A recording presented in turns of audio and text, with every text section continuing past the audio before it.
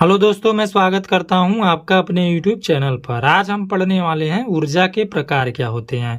तो मैंने आपको बताया था कि ऊर्जा के टोटल 8 प्रकार होते हैं। तो हम इस वीडियो में ऊर्जा के सारे प्रकार के बारे में पढ़ेंगे।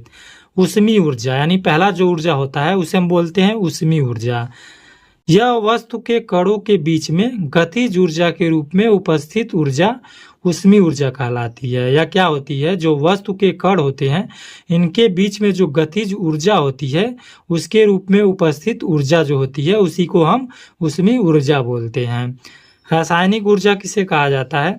रासायनिक प्रक्रिया द्वारा उत्पन्न ऊर्जा को रासायनिक ऊर्जा कहते हैं। यानी जब कोई रासायनिक क्रिया करती है तो उसमें जो उत्पन्न होती है, जो ऊर्जा उत्पन्न होती है उसको हम रासायनिक ऊर्जा कहते हैं। विद्युत ऊर्जा, विद्युत ऊर्जा किसे कहा जाता है? तो विद्युत से उत्पन्न ऊर्जा को विद्युत ऊर्जा कहते हैं। यानी जब कोई विद्युत से ऊर्जा उत्पन्न होती है तब हम उसे विद्युत ऊर्जा कहते हैं। प्रकाश ऊर्जा किसे कहते हैं? सूर्य के प्रकाश या किसी अन्य प्रकाश में उपस्थित ऊर्जा प्रकाश ऊर्जा कहलाती है। यानी जब सूर्य के प्रकाश से या किसी अन्य प्रकाशिक वस्तु से जब कोई ऊर्जा उत्पन्न होती है तब हम उसे प्रकाशीय ऊर्जा कहते हैं। नाभिकीय ऊर्जा किसे कहा जाता है? तो नाभिकीय अभिक्रिया से उत्पन्न ऊर्जा को नाभिकीय ऊर्जा कहते हैं। यानी जब नाभिक के अभिक्रिया में से जो ऊर्जा उत्पन्न होती है तो उसे हम नाभिकीय ऊर्जा कहते हैं। ध्वनि ऊर्जा किसे कहा जाता है?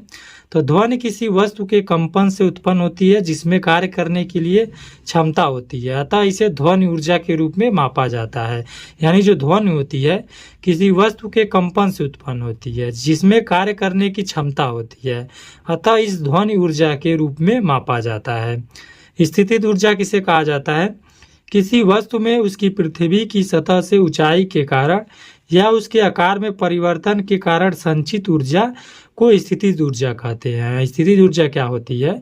किसी वस्तु में उसकी पृथ्वी की सतह से ऊंचाई के कारण या उसके आकार में परिवर्तन के कारण जो संचित ऊर्जा होती है उसी को हम स्थितिज ऊर्जा कहते हैं।